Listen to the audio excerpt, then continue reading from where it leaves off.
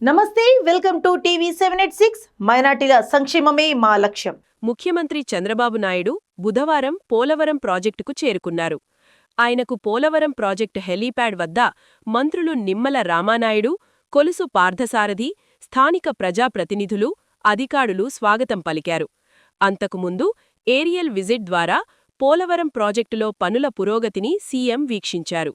View point నుంచి spillway సహా మొత్తం ప్రాజెక్టును పరిశీలించారు. పోలవరం ప్రాజెక్టులో డయాఫ్రమ్ వాల్ సహా ఇతర నిర్మాణాలను ఆయన పరిశీలించారు. విశాఖ 12వ అడిషనల్ డిస్ట్రిక్ట్ కోర్టుకు విద్య, ఐటీ శాఖల మంత్రి నారా లోకేష్ హాజరయ్యారు. తనపై సాక్షిపత్రిక ప్రచురించిన అసత్య కథనంపై మంత్రి నారా లోకేష్ పరువు నష్టం దావా వేశారు. బుధవారం నాడు విశాఖ 12వ అదనపు జిల్లా న్యాయస్థానంలో క్రాస్ ఎగ్జామినేషన్ జరిగింది. ఇప్పటికే ఈ కేసులో 2 దఫాలు క్రాస్ ఎగ్జామినేషన్ పూర్తి అయ్యాయి. బుధవారం 3వసారి క్రాస్ ఎగ్జామినేషన్కు లాయర్లతో కలిసి మంత్రి లోకేష్ హాజరయ్యారు. చినబాబు చిరుతిండి 25 లక్షలండి శీర్షికతో 2019 అక్టోబర్ 22న సాక్షిపత్రిక అసత్య కథనం రాసిందని లోకేష్ ఫిర్యాదు చేశారు. తెలుగుదేశం పార్టీ ఆనాడు ఓడిపోయినప్పుడు కావాలని తప్పుడు వార్తలు రాసి వ్యక్తిగతంగా నన్ను డిఫేమ్ చేయాలని ఆనాడు నా ఫోటో పెట్టి కింద క్యారికేచర్ పెట్టి ఏకంగా నేను విశాఖపట్నానికి వచ్చినప్పుడు 5 సంవత్సరాల్లో లాంజ్లో స్నాక్స్కి సుమారుగా 25 లక్షల రూపాయలు ఖర్చు పెట్టానని ఒక టైటిల్ పెడతాం జరిగింది. చిన్నబాబు చిరుతిండి 25 లక్షలండి అనే టైటిల్తో పక్కన ఫోటో పెట్టి ఏకంగా ఆనాడు ఆర్టికల్ వేశారు. ఆ రోజు నుంచే నేను సాక్ష్యమైన పోరాటం మొదలుపెట్టాను. ఎవరన్నా కానీ మీడియా మిత్రులు కానీ ఎవరన్నా కానీ ఒక ఆర్టికల్ వేసేటప్పుడు ఫ్యాక్ట్స్ అని వెరిఫై చేసుకోవాలి. అవసరమైతే ఎవరిపైన అయితే రాస్తున్నామో వాళ్ళకి ఫోన్ చేసి ఇట్లా ఏబోతున్నాం, మీ అభిప్రాయం ఏంటి, మీ వర్షన్ ఏంటి అనేది జనరల్గా కనుక్కునే సంస్కృతి ఉంటుంది.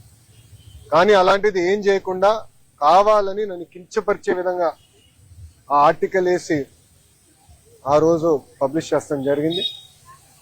దానిపైన నేను సుమారుగా గత 6 సంవత్సరాలుగా నేను పోరాడుతున్నాను. ఇది 7వసారి నేను ఈ కేసు పైన విశాఖపట్నానికి వస్తాం. ఆ రోజు ద వీక్ అని వీక్లీ మ్యాగజైన్ కూడా ఆర్టికల్ వేస్తే నేను వాళ్ళకి నోటీస్ పంపించి ఆధారాలతో సహా, ఎందుకంటే ఏ డేట్స్ అయితే ఆర్టికల్ వేశారో ఆ రోజు నేను విశాఖపట్నంలో లేదని కూడా నేను నిరూపిస్తాం కూడా జరిగింది. అది తెలుసుకుని వాళ్ళు ఏకంగా రిజైండర్ వేసి క్షమాపణ కూడా కోరుతాం జరిగింది. నేను గతంలోనే చెప్పాను, 2014 నుంచి 19 కానివ్వండి, ఇప్పుడు కూడా అంటే గడిచిన 18 నెలలు కానివ్వండి, నేను విశాఖపట్నానికి వచ్చినప్పుడు ప్రభుత్వం నుంచి టికెట్ తీసుకోవట్లేదు, ప్రభుత్వ గెస్ట్ హౌస్లో నేను ఉండట్లేదు. నేను వాడే వాహనాలు 2 వాహనాలు కూడా ప్రభుత్వ వాహనాలు కాదు. ఆ డీజిల్ ఖర్చు కూడా నాదే. నేను తాగే వాటర్ బాటిల్ కానీ చివరికి కాఫీ కూడా ఎయిర్పోర్ట్లో లాంజ్లో ఒక 5 నిమిషాలు నాయకులు మాట్లాడాలంటే లాంజ్లో కాఫీ పౌడర్, వాటర్, చివరికి మగ్గు కూడా నాదే. ఎందుకంటే ఇది మా తల్లి నాకు నేర్పించిన సంస్కృతి. మనం ప్రజాస్వామ్యంలో ఉన్నాం. ప్రజలకు పవిత్రమైన బాధ్యత మనకు పెట్టారు. వాళ్ళు ఏ నమ్మకంతో అయితే మనకు గెలిపించారో ఆ నమ్మకం నిలబెట్టుకోవాల్సిన బాధ్యత మనందరిపైన ఉంటుంది. ఏమున్నా ఖర్చులు కుటుంబం పరంగా మేము బనాయిస్తాం. నేను గతంలోనే చెప్పాను, ఇంట్లో అమ్మ బ్రహ్మని సంపాదిస్తే బాబు గారు నేను ఖర్చు పెడుతున్నా అని. మా క్రెడిట్ కార్డ్ బిల్లు కూడా వాళ్ళే కడతాం జరుగుతుంది. సో ఒక పారదర్శకంగా నిలబడాలన్న ఆలోచనతో మేము చేస్తున్నాం. ఇక్కడ మీడియా మిత్రులు కూడా తెలుసు, నేను ఎప్పుడు విశాఖపట్నంకి వచ్చినా గవర్నమెంట్ ప్రోగ్రామ్ వచ్చినా కూడా నేను తెలుగుదేశం పార్టీ కార్యాలయంలో ఆనాడు పాదయాత్రకు వాడిన బస్సులోనే నేను పడుకుంటా పొద్దున్నేసి కార్యకర్తలు కలిసిన తర్వాతనే ఏ కార్యక్రమానికి అయితే నేను బయలుదేరతాం కూడా మీరందరూ చూస్తాం జరుగుతుంది.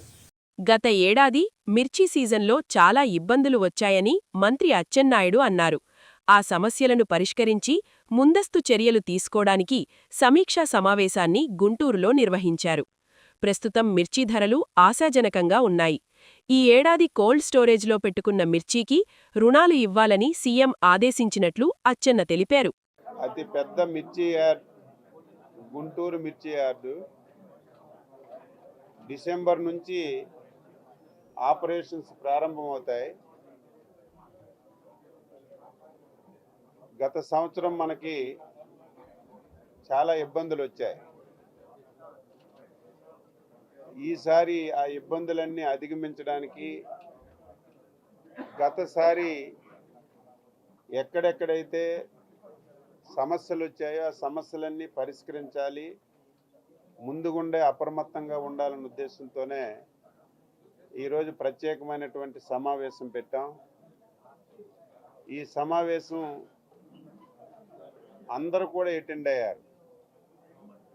ఎవరైతే రైతులు ఉన్నారో రైతులు, ఎవరైతే పర్చేజ్ చేస్తారో ఏజెంట్లు, ఎవరైతే కమిషన్ ఏజెంట్లు, ట్రాన్స్పోర్ట్ వాళ్ళు, ఎక్స్పోర్ట్ వాళ్ళు అందరూ కూడా అటెండ్ అయ్యారు.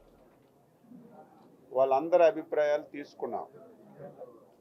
అయితే ఈసారి మిర్చి రేట్లన్నీ కూడా చాలా చాలా ఆశాజనకంగా ఉన్నాయి.